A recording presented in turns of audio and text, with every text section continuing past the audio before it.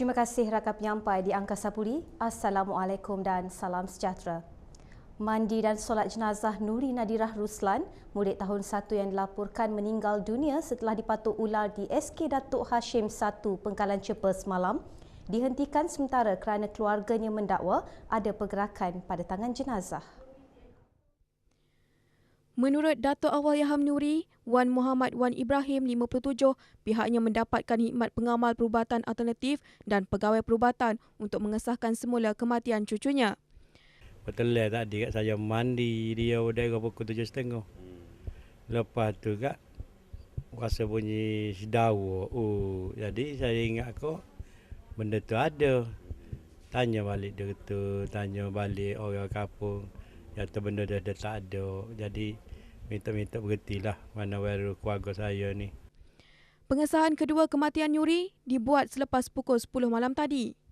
Justeru Ketua Polis Daerah Kota Baru ACP Baharum Abu meminta orang awam menghentikan viral mengenai kejadian tersebut.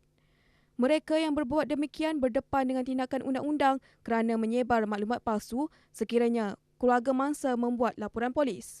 Penggawa Mukim Cempaka Wan Razman Wan Abdul Razak turut menggesa semua pihak menghentikan perbuatan itu. Jadi saya minta pihak-pihak yang tidak bertanggungjawab lah, makna benda-benda sekarang ni tidak perlulah untuk membuat viral-viral ataupun membuat perkabaran yang tidak baik. Kita kena jaga sensitiviti keluarga. Jenazah Allahyarham Nuri Nadirah selamat dikebumikan di tanah perkuburan Islam Kampung Cik Latif, Pulau Besar, Kota Baru. Proses pengkebumian jenazah murid SK Datuk Hashim 1 itu selesai kira-kira 10 pagi tadi. Dalam pada itu, gotong royong membersihkan persekitaran sekolah SK Datuk Hashim 1 Pengkalan Cepa diteruskan pagi tadi. Tinjauan RTM mendapati aktiviti itu dimulakan seawal 8 pagi yang melibatkan guru dan pelajar sekolah.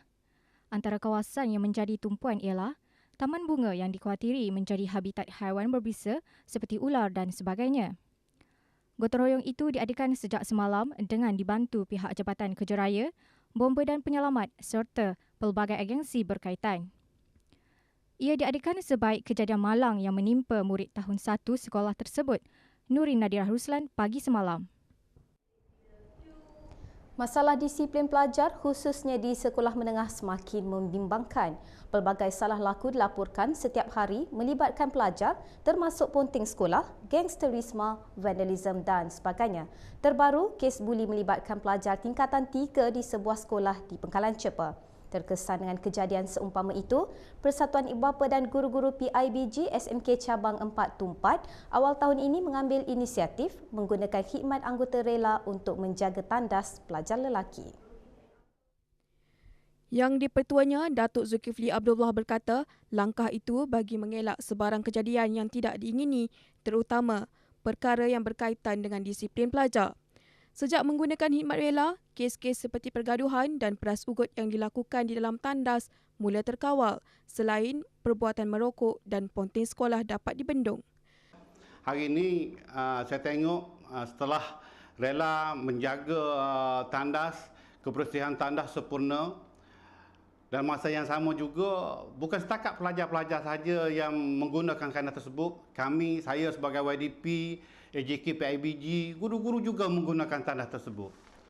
Menurut Datuk Zulkifli, penggunaan khidmat anggota rela menjaga tandas itu adalah langkah drastik yang pertama kali dilakukan di negara ini.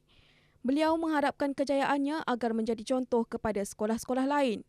Dengan bantuan rela, keadaan tandas sekolah juga menjadi lebih bersih, malah selesa digunakan AJK PIBG, guru dan ibu bapa yang datang ke sekolah. Langkah menempatkan anggota rela di sekolah khususnya di kawasan tandas amat dialu-alukan ibu bapa pelajar. Mereka yang ditemui RTM berkata, idea tersebut mampu mengatasi masalah disiplin pelajar.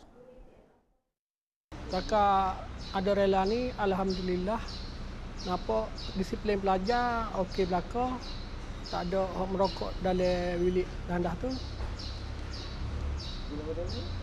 Bulan ni banyak berlaku coteng-coteng macam vandalism lah. Saya mengucapkan terima kasih banyak-banyak kepada YDP, Zulkifli, Datuk Zulkifli Abdullah yang begitu prihatin tentang keadaan di sekolah kerana dapat menyelesaikan masalah yang sedikit sebanyak dapat menyelesaikan masalah di sekolah. Molek Ella ni apa ni? Ada reda tugas tu memang tak ada moting, memang tak ada gapo adanya. Bulan ni enggak kalau tandah ke tu seminggu dah tak kata ke. Lepas tu punah habis, petai punah habis. Kalau ni okeylah. Sekian paparan berita dari Kota Baru. Untuk berita seterusnya, kita kembali ke Angkasa Puri.